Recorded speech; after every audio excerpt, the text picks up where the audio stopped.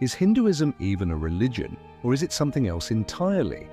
If you've ever been confused by what Hinduism actually is, you're not alone. Hinduism is the world's oldest living tradition, but it's also one of the most misunderstood. Today we're going to unpack it. What is Hinduism? Where did that word even come from? What do Hindus believe? And how is it different from other world religions? Let's start with the name itself, Hinduism. Here's something surprising. That word doesn't actually exist in any of the ancient scriptures. The term Hindu comes from the Sanskrit word Sindhu, referring to the Indus River.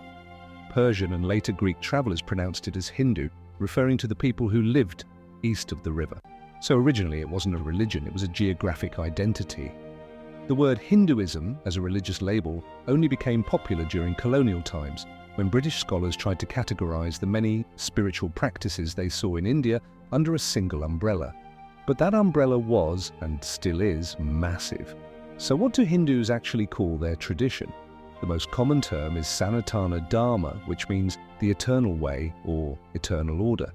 It refers to the timeless principles that govern not only human behavior, but also the cosmos: truth, compassion, self-discipline, non-violence, and the pursuit of spiritual knowledge. Now here's where Hinduism stands apart. It has no single founder, no single holy book, no single day of worship, no one way to pray or believe. Instead, it's an evolving tradition that has grown over more than 4,000 years, absorbing hundreds of local cultures, philosophies, and rituals along the way. And that leads us to a very important point. Hinduism is not a fixed belief system. It's more like a vast spiritual ecosystem. It allows for many paths, many gods, many philosophies. It accepts contradiction and diversity as part of the truth. So what are the core beliefs that unite Hindus? 1. Dharma, the principle of living in alignment with cosmic order and ethical responsibility. Everyone's dharma is different depending on their age, role, and stage of life. 2. Karma, the belief that every action has consequences not just in this life, but across lifetimes. What you do matters, even when no one's watching. 3. Samsara, the cycle of birth, death, and rebirth. Your soul, or Atman, takes on different bodies across lifetimes. 4. Moksha, the ultimate goal, which is liberation from that cycle. It's the realization that your true self, Atman, is one with Brahman, the infinite formless reality that underlies everything. And Hinduism doesn't tell you there's only one way to get there. Instead, it offers multiple paths. Bhakti Yoga, the path of devotion to a personal god or goddess. Karma Yoga, the path of selfless action. Jnana Yoga, the path of philosophical inquiry and wisdom. Raja Yoga, the path of meditation and spiritual discipline. You choose what fits your nature, and many people blend all four. So let's tackle a few common misconceptions. Do Hindus worship idols? No. The images, or murtis, are symbolic. They're tools to focus the mind and connect with different aspects of the divine. Just like a photograph reminds you of someone you love, a murti helps you feel the presence of God. Is Hinduism polytheistic? It can be, but that's not the whole picture. Many Hindus believe in one supreme reality, Brahman, which manifests in many forms. Think of it like light shining through a prism, one source, many colors. Is it true Hindus have thousands of gods? Yes, but each one represents different qualities of the divine. Ganesha removes obstacles, Saraswati gives knowledge, Shiva transforms. Lakshmi blesses with prosperity. It's not about choosing one over the other. It's about connecting to what you need when you need it.